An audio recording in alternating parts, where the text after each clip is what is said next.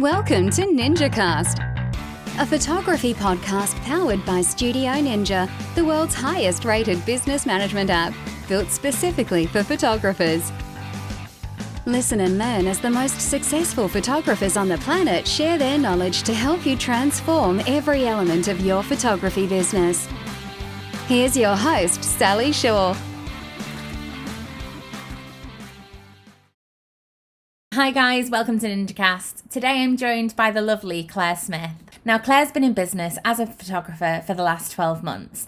In that time, she's shot over 136 families and earned over $50,000. I'm really excited to pick her brains today and find out what her business blueprint is and really what's her secret. So let's get going. Hi Claire, how are you? I'm so good. Thank you. No, not a problem. I'm so happy to be chatting with you today. I think this is going to be a really interesting one for our listeners. Yeah, thank you. I'm really excited. Yeah, I can't wait to see all this unfold. I know the questions that I'm going to be asking, so it's going to be a good one for sure. So Claire, for our listeners that may not have heard of you, can you give a little introduction to yourself, your background and your journey so far? Yeah, absolutely. So I'm from Perth in Western Australia, and I started my career at 16. I was an executive assistant, sort of secretary, working my way up in the career, and did that for about 25 years. And then I had my children and I was working from home. So I just did a small admin job at home, and I actually bought a children's clothing line in 2019. Yeah, beautiful little ethical, sustainable, gorgeous little company. And I was to take the photos of my son, who was 2 at the time, in those outfits to sort of model them. So I used my iPhone, and iPhones are really amazing for cameras. And I was having a lot of fun with that. And then I'd be getting my friends' kids involved. And before I knew it, I was actually really enjoying these photos far more than I was enjoying the business side of running this, product business. So I ditched the business. I sold it and bought a camera with the money that I sold it with. And I got my camera in July 2020, so 18 months ago now. And when I first looked at it, I was like, what have I done? I actually really miss my iPhone because it's really hard at first. But I just did an online course for about 3 hours and learnt how to shoot in manual, and literally grabbed everyone I could to, just do a free shoot and practice. Yeah. Amazing. That's where I got to. I love that. So kind of before that business, did you say you were like an executive assistant, so was that more in admin or no, just admin? Okay. So I was working for chief executive officers, managing directors. I was quite high profile, so I was involved in boards and taking minutes and all that sort of stuff like that, setting processes and policies, and very, very organized, and being organized is my jam. Like, I find it very easy. So, yeah. Fantastic. So, I mean, we've touched kind of there on your history, jumping from, being an executive like that to jumping into photography is 2 different ends of the spectrum. Yeah, so different. So different. So, a lot of people were saying that, photographers are creatives. And when they were saying that, I was like, not aligning with that. I was like, but I don't think I'm a creative. So that was really interesting when that started coming up. But I mean, I must be in some way. But basically, I'm just a very organized person who also knows what I like the look of and how to capture it. That's how I consider myself. Yeah. Yeah, I guess that's the thing, isn't it? Is, a lot of, I don't know whether that comes more in the industry when you've been a photographer for a while. I don't know if that starts to kind of settle with you, like, I'm a creative, that's what I do. I create images, because I resonate with the same thing. When I came into the industry 8-9 years ago, and even still now, sometimes I'm like, a creative, what does that even mean? Like, am I a creative? What does it mean? Yeah. At the beginning, definitely, I was like, I'm not creative. I'm a photographer. I take, I shoot. Yeah. I don't. I think sometimes there's a bit of a connotation with creative that it's a bit hippy dippy, wild, like, oh, I'm a creative, and I think that's why people Yeah. stay away from it sometimes. But I guess creative is, that it's not a administrative, strict, formal corporate role, is it? It's more of a, No. you can be creative in what Arty. business works around you. Yeah, exactly. Yeah. Yes.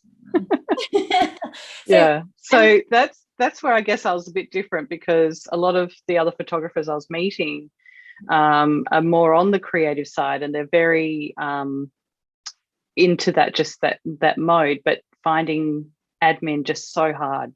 yeah. So I found a bit of a gap there in where I could help them.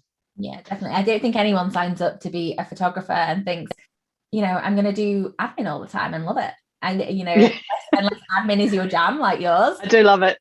I definitely, 8 years ago, did not anticipate the amount of time I would sit behind a desk. Yeah. And I think people step into this space unknowingly thinking, a photographer Right. all the time and, create this amazing stuff. But actually, there's a lot that goes along with that, isn't there?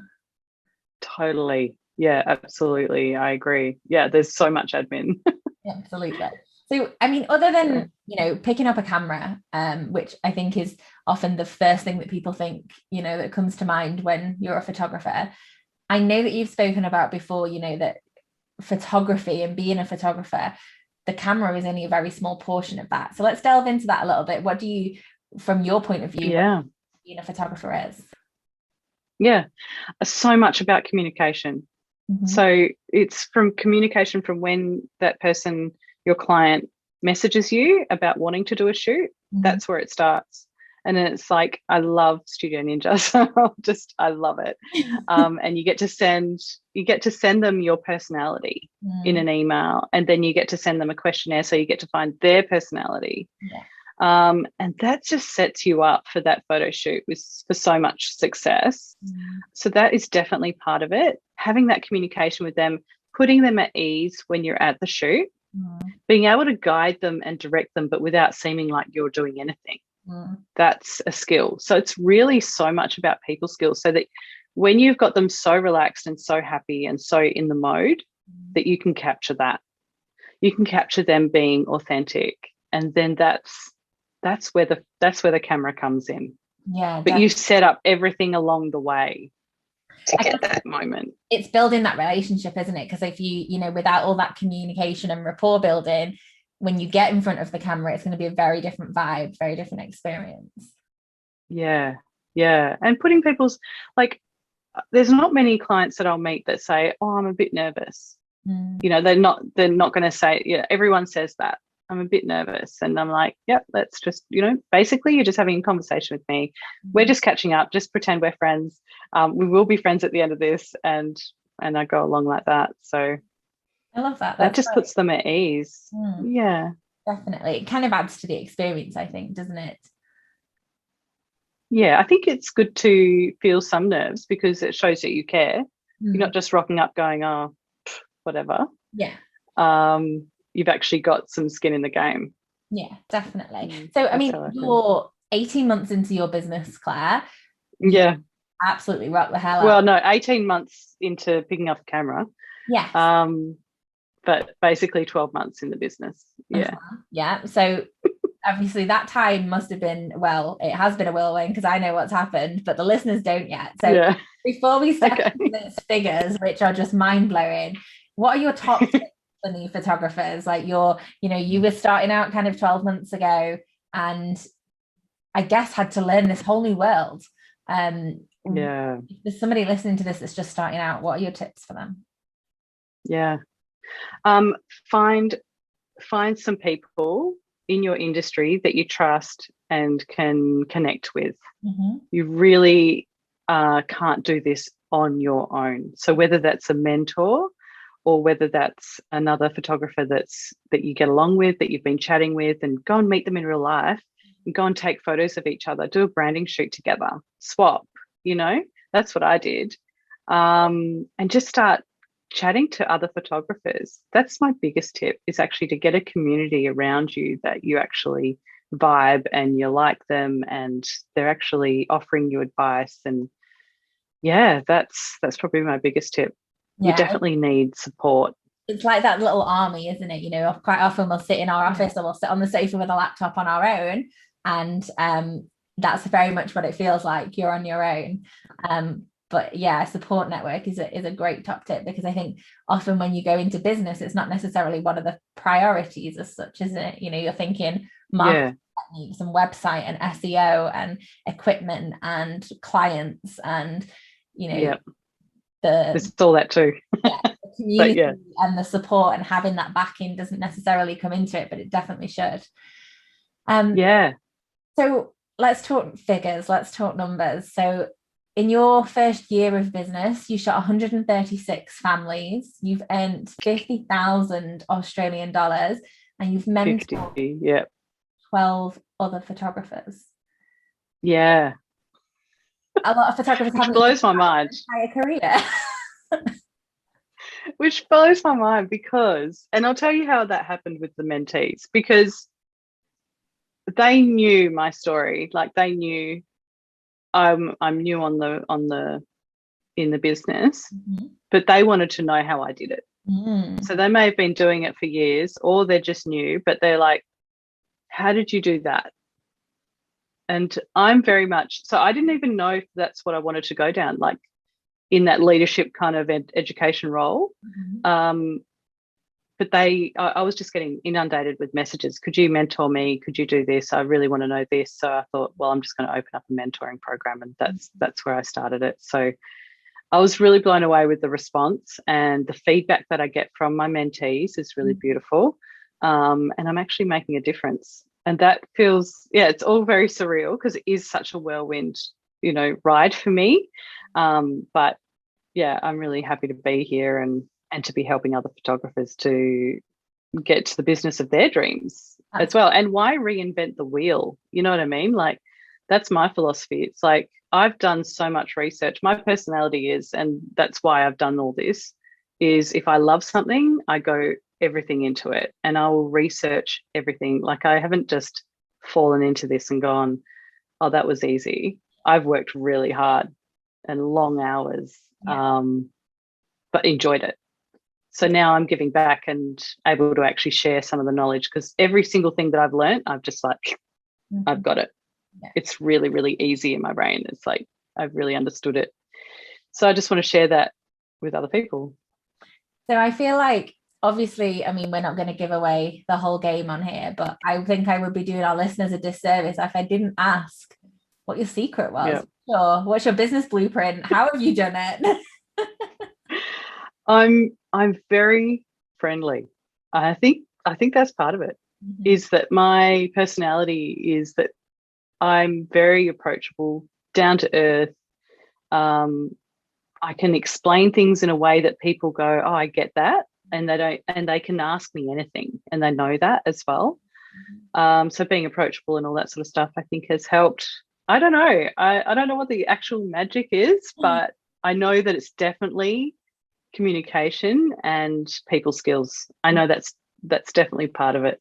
Definitely, yeah. I guess if you're making people feel special. Yeah, if you're bringing your clients in and straight away they're feeling nurtured, they're feeling looked after, they're feeling like they've got all the information right at their fingertips, that they're not having to ask questions. In fact, everything's already been answered.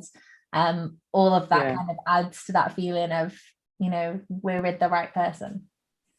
Yes. Yeah, absolutely. Amazing. So I've seen several conversations more recently, actually, and I just wanted to kind of thrash this out with you and see what your thoughts. Yeah. I've seen several conversations recently on Facebook about age-related topics when it comes to being a photographer. So, maybe photographers in their 20s, 30s, 40s, whatever they are, talking about their end game, where are they going to be in 10, 20, 30 years time? And I saw loads of photographers saying, well, I don't envision myself being a photographer at 40 or 50 or 60. Yeah. And I mean, I'm coming up for 30, and I sit there and think, I hope I'm still shooting weddings in 10 years when I'm 40. Like I don't have another plan. What are your thoughts on that? Do you feel like there's kind of an age limit to being a photographer? I personally don't. I was 44 when I started photography. I'm 45 now. And the one thing that I felt was possibly a bit of an age-related thing was when I got onto Instagram. But I now love it so, so much. And I don't worry about whether I fit in or not, because I know I absolutely do. More than the actual photography side. So because it was so new to me, I'm like, I've got heaps of time to do this. And a lot of my clients are in their 20s. Most of them are in their 20s and some are in their 30s. And I'm able to get along with them. I've got two stepdaughters that are 21 and 23. So I'm still really young. I get all the jargon. I get everything that they're talking about. I can relate. I can relate to girls. I can relate to boys because I've got two boys, two girls. I think that's probably part of it as well, that the age doesn't really come into it. I think it's a life experience thing, I think, yes. Totally. Although we're like, we're getting older, obviously everybody is. I think with that comes more life experience that you can then pass on to your clients, whether that be wedding couples. Yeah. There's a lot more that you've gone through in your life that you can then bring back and relate to your clients. I think that's part of it as well. Like, I don't want to go as far to say that I'm that sort of mothering kind of symbol, but maybe that's part of it. I don't know. I'm very much a mum, but maybe they like that. But yeah, I'm also just like a friend or a sister, and in that moment, and just getting along with them. And I bring gowns to the shoots, and they get to dress up, and they feel really special. Yeah, I do. I provide all that.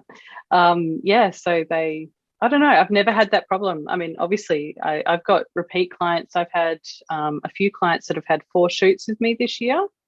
I've had a few that have had 3 and a lot that have had 2. So getting that repeat business shows that I'm obviously doing something right. So no, my age hasn't had anything, is not detrimental to me. And do you see yourself still being a photographer in 10, 20 years' time?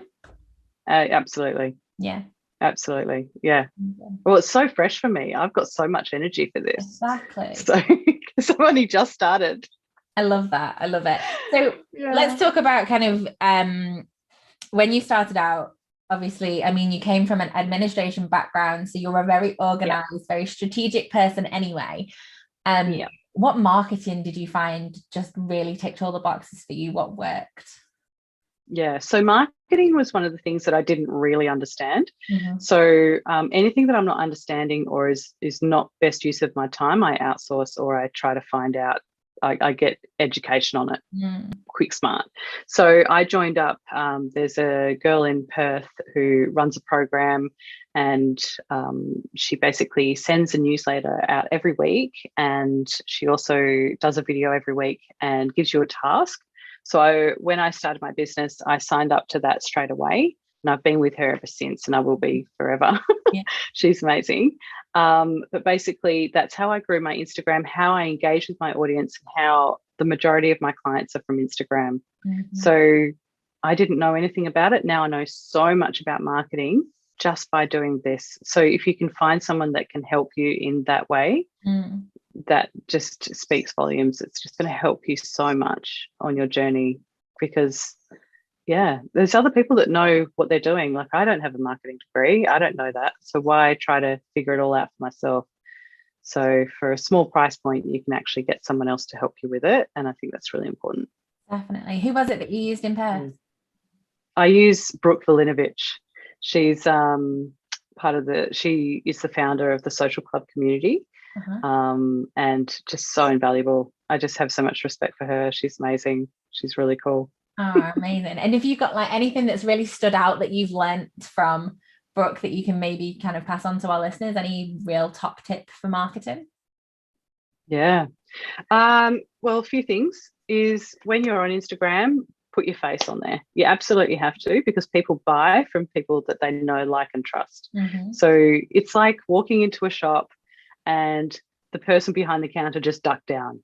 Like you can't, you have to go into the shop and you've got to speak to the person behind the counter. You can't just go, where are they? Imagine how awkward that would be. Yeah, I know, exactly. So it can be daunting, but there are ways around it. And once you start, you can't stop. You know, you just feel really comfortable in front of the camera. You're always putting your face there.